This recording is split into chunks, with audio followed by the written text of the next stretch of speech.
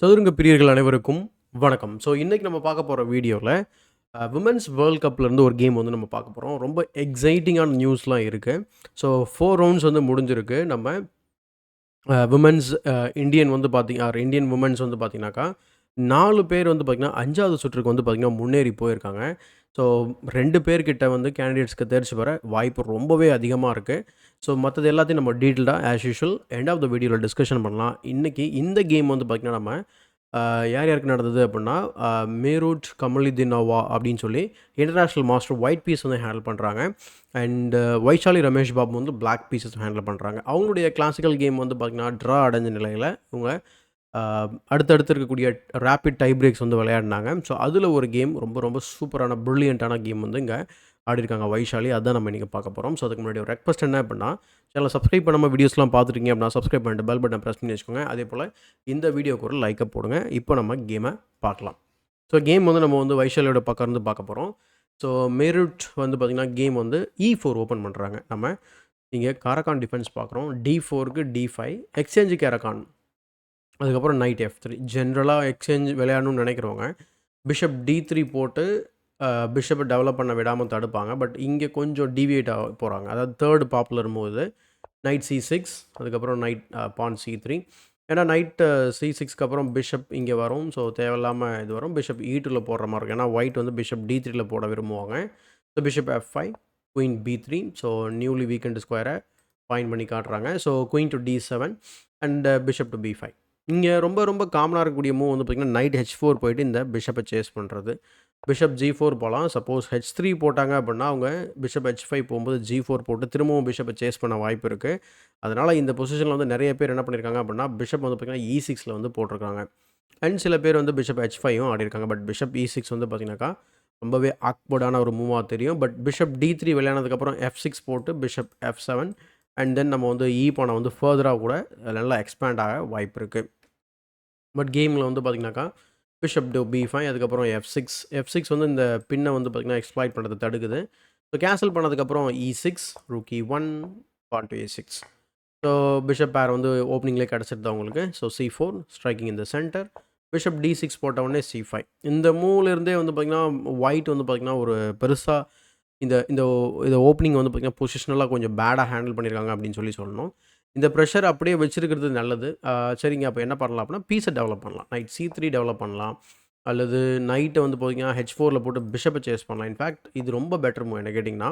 ஏன் அப்படின்னு நம்ம பார்க்கும்போது இப்போ நீங்கள் பிஷப்பை மூவ் பண்ணீங்க அப்படின்னு சொன்னால் தென் கேப்சரும் பண்ணலாம்.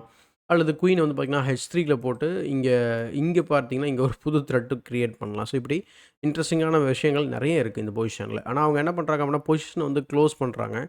ஒரு டெம்பரரியாக இந்த பிஷப் வந்து இப்படி தள்ளி விடுறாங்க. இதனால் எந்த ஒரு பிரயோஜனமும் கிடையாது. ஸோ நைட் C3 இங்கே வந்து இந்த பான்ஸை ஃபிக்ஸ் பண்ணுறதுனால பிளாக்குக்கு வந்து பார்த்திங்கன்னா ஃப்யூச்சரில் E5 எக்ஸ்பேண்ட் ஆகும்போது மொத்த சென்டருமே வந்து பார்த்திங்கன்னா கொலாப்ஸ் ஆகிடும். அதுதான் ப்ராப்ளம். ஸோ நைட் E7 நம்ம எக்ஸ்பேண்ட் பண்ணுறதுக்கு முன்னாடி நம்ம வந்து E5ல கிங் இருக்குன்றதை மறந்துடக்கூடாது. அதனால் நைட் E7 விளையாடுறாங்க. ஸோ நைட் E2 பார்க்குறோம். அதே போல் நைட் A4 போயிட்டு இன்னொரு இன்ட்ரெஸ்டிங்கான ஒரு இம்பேலன்ஸ் க்ரியேட் பண்ண பார்க்கலாம். ஏன்னா நைட் B6 போயிட்டு ஃபோர்க் பண்ணி இந்த பிஷப்பை வந்து தூக்கலாம். அதுக்கப்புறம் பிஷப் F4 வரும்போது அட்லீஸ்ட் இந்த பானை நம்ம ஜஸ்டிஃபை பண்ண மாதிரி இருக்கும். ப்ளஸ் E5 கொஞ்சம் தடுக்கிறதுக்கு வாய்ப்பு இருக்குது. அப்புறம் ரூக்கை வந்து டபுள் பண்ணிடலாம். ஸோ E5 வந்து வரதை கொஞ்சம் நேரத்துக்கு தடுக்கலாம்னு நான் நினைக்கிறேன். பட் கேமில் night E2, porn to G5. இந்த மூலம் நைட் G6 சொல்லுது. பட் நைட் G3 வரும்போது பிஷப் வந்து பார்த்திங்கன்னா எஸ்கேப் ஸ்கொயர் இருக்காது. ஸோ வந்து இங்கே வைஷாலி வந்து G5 எக்ஸ்பேண்ட் பண்ணுறாங்க. என்னோடய கிங் வந்து சென்டர் தான் இருக்குது. பட் உன்னால் என்ன பண்ண முடியும் அப்படிங்கிறது தான் இந்த மூவ்க்கான அர்த்தம். ஸோ குயின் E3 போயிட்டு சரி ஓகே நான் வந்து உன்னை அட்டாக் பண்ண வரேன் அப்படின்னு சொல்லி பண்ணுறாங்க. பட் இருந்தாலும் இந்த பொசிஷனில் வந்து அவங்க கேன்சல் பண்ணிடுறாங்க அவசரப்பட்டு. ஏன்னா இந்த இடத்துல நீங்கள் வந்து பிரேவாக கிங் F7 கூட விளையாடலாம். So king F7, H4, H6, knight G3, pawn G4 and then H6. So closed position. அதுக்கப்புறம் நம்ம மேபி தெரியல இந்த ரூக் இங்கே போட்டுட்டு இந்த பக்கம் கூட போகலாம். So who knows. So cancels. அதுக்கப்புறம் நைட் G3, அதுக்கப்புறம் ரூக் E8, பின் அதுக்கப்புறம் நைட்டால் பிஷப்பை ட்ரேட் பண்ணுறாங்க. இந்த ட்ரேட் வந்து பார்த்திங்கன்னா பிளாக்குக்கு ரொம்ப பெனிஃபிட்டாக இருக்குது. ஜஸ்ட்டு என்ன ப்ராப்ளம் அப்படின்னா பிஷப் பேர் தானங்க கேப்சர் பண்ணுறாங்க. அப்படி எப்படி உங்களுக்கு பெனிஃபிட்டாக இருக்கும் அப்படின்னு பார்க்கும்போது நைட் வந்து பார்த்திங்கன்னா இம்ப்ரூவ் ஆகி உள்ளே வருது. அது மட்டும் இல்லாமல் குயின் போஸ்ட்டை டிஸ்டர்ப் பண்ணுது. குயின் E2 அண்ட் இங்கே ஒரு கான்ஸ்டன்ட் ப்ரெஷர் இருந்துக்கிட்டே இருக்கும். குயின் வந்து பார்த்திங்கன்னா டிஃபென்சிவ் ரோல் ப்ளே பண்ணணும். ஏன்னா எனி டைம் நம்ம வந்து G4 போட்டு இந்த பானை வின் பண்ணிடலாம். குயின் வந்து டிஃபெண்ட் பண்ணாத போது. So G4 anyway, knight to D2 and then pawn to A5. இதை விட ஸ்ட்ராங்கான மூவ் நம்ம E5 டைரெக்டாகவே விளையாடலாம். ஏன்னா D into E5, F into E5னா லுக் அட் த சென்டர் அப்படிங்கிற மாதிரி பயங்கரமான ஒரு சென்டர் இருக்குது. இதில் வேடிக்கை என்ன அப்படின்னா, இந்த சென்டரை சேலஞ்ச் பண்ண அவங்கக்கிட்ட பானே கிடையாது. அதனால தான் இந்த C5 வந்து பார்த்திங்கன்னா ஒரு ஆன்டி பொசிஷனல் மூவ்னு சொல்லுவாங்க. பட் ஆனால் பொசிஷனலாக வந்து பார்த்திங்கன்னா அது ஒயிட்டுக்கு பெனிஃபிட்டாக இல்லை, பிளாக்குக்கு தான் இருக்குது. So A4, E5, knight B3 and then pawn to E4. So kicking the queen. And இந்த பொசிஷனில் வந்து வெட்ட சொல்லுது. பட் வெட்டாமல் இருக்கிறதுனால பான் இன்னும் அட்வான்ஸ் ஆகி பிஷப்போட டயகனலும் வந்து பார்த்திங்கன்னா சூப்பராக ஓப்பன் ஆயிருக்கு. ஸோ குயின் டு D1 போயிடுறாங்க. அதுக்கப்புறம் நைட் H4 போகிறாங்க. அண்ட் இந்த பொசிஷனில் நிறைய ப்ரில்லியன்ட் மூவ்ஸ் வந்து பார்த்திங்கனாக்கா ஒரே ப்ரில்லியன்ட் மூவ் மல்டிபிள் டைம்ஸ் வந்து வர வாய்ப்பு இருக்குது. Bishop H6. அண்ட் இந்த பொசிஷனில் நீங்கள் வீடியோ பாஸ் பண்ணிட்டு ஒரு சூப்பரான ஒரு ப்ரில்லியண்ட்டான ஒரு காம்பினேஷன் இருக்குது. அதை நீங்கள் கண்டுபிடிக்கிறதா இருந்தால் இப்போ வீடியோவை பாஸ் பண்ணி ட்ரை பண்ணி பார்க்கலாம். பட் இந்த கேமில் வைஷாலியும் அதை பார்க்கல. இன்ஃபேக்ட் த்ரூ அவுட் அந்த அந்த ஆப்ஷன் இருக்கிற வரைக்குமே அவங்க விளையாடல, வேறு தான் ஆடிருக்கிறாங்க. இந்த இடத்துல வந்து அவங்க ரூக் அட்டாக்ல இருக்க ரொம்ப சிம்பிளாக ரூக் F7 போட்டுட்டாங்க. சரிங்களா? நிறைய பேர் வந்து பார்த்திங்கன்னா அது ரொம்ப டெம்டிங்காக இருக்கக்கூடிய மூவ் கண்டுபிடிச்சிருப்பீங்க. அது நைட் டு F3 செக். ரொம்ப சிம்பிள் கேல்குலேஷன் தெரிஞ்சிருந்தால் போதும், நம்ம இங்கே செக்மேட்டே பண்ண முடியும் அப்படிங்கிறது. ஏன்னா இந்த பொசிஷனில் கிங்கால் இந்த பீஸை வந்து அக்செப்ட் பண்ண முடியாது. நீங்கள் கிங்கை தான் மூவ் பண்ணி ஆகணும். அண்ட் அதுக்கப்புறம் நம்ம வந்து வேணும்னா போயிட்டு நம்ம ரூக்கை வெட்டிக்கலாம். அப்படி இல்லைனா H2 கூட வெட்டி இன்னும் கூட கடுப்பேற்றலாம். ஸோ ஆனால் சப்போஸ் அவங்க வந்து க்ரீடியாக வெட்டிட்டாங்க அப்படின்னா கேம் ஓவர். ஸோ ஈஸியாக செக்மேட் பண்ணிடலாம். எக்ஸாம்பிளுக்கு கிங் H1 ப்ரொஃப்ளாக்டியாக மூவ் பண்ணாலும் கூட நம்ம வந்து மூவ் பண்ணி, ஏன்னா ரூக் செக் இங்கே வரப்போகுது. ஸோ அப்படி பண்ணாலும் நம்ம என்ன பண்ணலாம், இப்போ க்ரீடியாக வெட்டுறாங்கன்னு வச்சுக்கோங்களேன், குயின் இங்கே போட்டு செக்மேட் பண்ணிடலாம். ஸோ நிறைய வேரியேஷன்ஸில் இதே போல் பேட்டர்ன்ஸ் ஒர்க் ஆகும். ஸோ நிறைய பேர் பார்த்துருப்பீங்க நான் நினைக்கிறேன். So rook F7, knight to D2, pawn to F5. And இந்த F5 விளையாடுறதுக்கு முன்னாடி வரைக்குமே அந்த நைட் F3 செக் இருக்குது. இப்போவுமே கொடுக்கலாம். ஸோ ஏன் இந்த மூவ்க்கு அப்புறம் இல்லை அப்படின்னா, நம்ம குயினோட டயகனல் வந்து கட் பண்ணிடுறோம். ஏன்னா இப்போ நம்ம வந்து விளையாடும்போது இங்கே F5ல ஒரு பான் இருக்கும். ஈவன் நீங்கள் G பானில் வெட்டினா கூட. ஸோ அந்த காரணத்தினால அந்த டாக்டர்ஸ் இனிமேல் ஒர்க் அவுட் ஆகாது. ஸோ பிஷப் G5 போடுறாங்க. அதுக்கப்புறம் நைட் G6, F3 போட்டு பொசிஷனை அவங்களே ஓப்பன் பண்ணுறாங்க. நல்லதாக போச்சுன்ற மாதிரி இவங்க ஓப்பன் பண்ணி விடுறாங்க. அதுக்கப்புறம் H6, அதுக்கப்புறம் ஓடிடுறாங்க. ஏன் இங்கே வெட்டலை? இங்கே வெட்டும்போது நமக்கு பிஷப் இன்ட்டு H2 இருக்குது. அப்படின்னா ரொம்ப சிம்பிளான மூவ், ரூக் டு H2. இப்போ நீங்கள் ஆஸ் யூஷுவல் பிஷப்பை மூவ் பண்ணி ஆகணும். அதுக்கப்புறம் completely collapsing and then pawn to F5, queen H3. So few மூவ்ஸில் அடுத்து செக்மேட் ஆகிடுவாங்க. So bishop E3, pawn to F5, kicking the bishop again. So bishop F2. And இங்கெல்லாம் பார்த்தீங்கன்னா ஓரளவுக்கு டைம் ப்ரெஷர் வந்துருச்சு. பட் இங்கே பார்த்தீங்கன்னா fork. So E3, queen C2 and then rook G7, setting up deadly discovery. அதுக்கப்புறம் king வந்து டிஸ்கவரிலேருந்து ஓடி போடுறாங்க. அதுக்கப்புறம் 8x F2.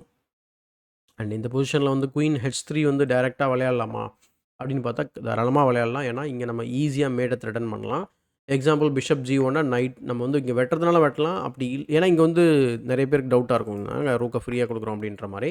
But night F8 வச்சதுக்கப்புறம் நம்ம 2 ஸ்கொயர்ஸில் மேடை த்ரெட்டன் பண்ணுறோம். ஸோ அது ரெண்டுத்தையும் ஒரே நேரத்தில் பாதுகாக்கிறது ரொம்ப ரொம்ப கஷ்டம். ஸோ E-takes F2க்கு அப்புறம் வந்து பார்த்திங்கன்னா அவங்க ரூக்கை ட்ரேட் பண்ணுறாங்க. அப்புறம் queen into E8, knight F1 and then queen to E1.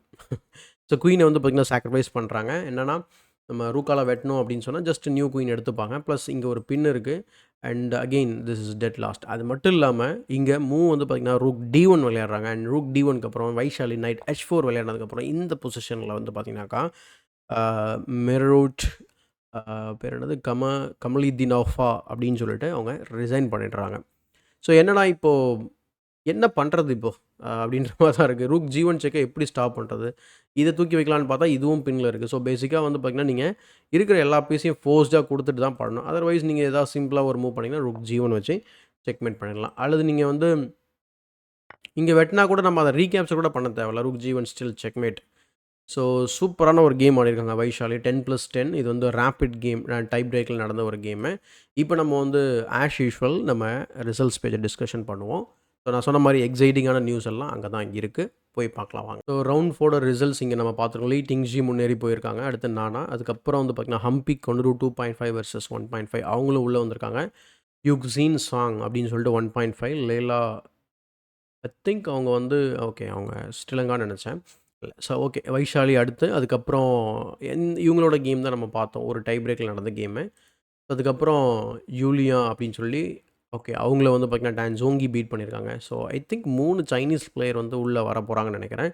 அதுக்கப்புறம் ஹரிகா துரோணவல்லிங்க உள்ள வந்திருக்காங்க. அதுக்கப்புறம் திவ்யா தேஷ்முக் உள்ள வந்திருக்காங்க. ஸோ இந்தியன் வுமன் பிளேயர்ஸ் வந்து பார்த்தீங்கன்னாக்கா, அவங்களுக்கு 4 பிளேயர்ஸ் வந்து முன்னேறி உள்ள வந்திருக்காங்க. ரொம்ப பெரிய விஷயம் அது.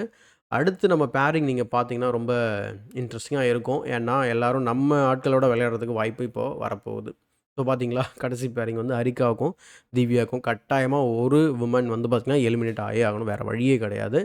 ஸோ இதுக்கப்புறம் டான் ஜோங்கியோட வைஷாலி ஆடுறாங்க. ரொம்ப இன்ட்ரஸ்டிங்கான பேரிங். அதுக்கப்புறம் ஹம்பி வந்து யுக்சின் சாங்கோட ஆடுறாங்க.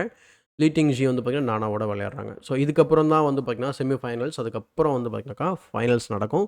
பட் இருந்தாலும் 3 பிளேஸஸ் வந்து பார்த்தீங்கன்னா, கேண்டிடேட்ஸ் வந்து தேர்ச்சி பெற போறாங்க. ஸோ எக்ஸைட்டிங்கா இருக்கு. நம்ம இந்தியன் விமன் பிளேயர்ஸ் வந்து பார்த்தீங்கன்னா, இந்த அளவுக்கு பார்ட்டிசிபேட் பண்ணியிருக்கிறது, ப்ளஸ் முன்னேறி போயிருக்கிறது. இது வந்து நம்ம நம்ம இந்தியால இருக்கக்கூடிய விமன் செஸ்ஸை வந்து பார்த்தீங்கன்னா, இன்னும் என்கரேஜ் பண்ணுறதுக்கு நல்லாயிருக்கும்னு நான் நினைக்கிறேன். ஸோ இதை பற்றி நீங்கள் என்ன நினைக்கிறீங்க அப்படிங்கிறத கமெண்ட் செக்ஷனில் பதிவு பண்ணுங்கள். இந்த வீடியோ பிடிச்சா லைக் போடுங்க. மறக்காம தமிழ் செஸ் சேனலை சப்ஸ்கிரைப் பண்ணி வச்சுக்கோங்க.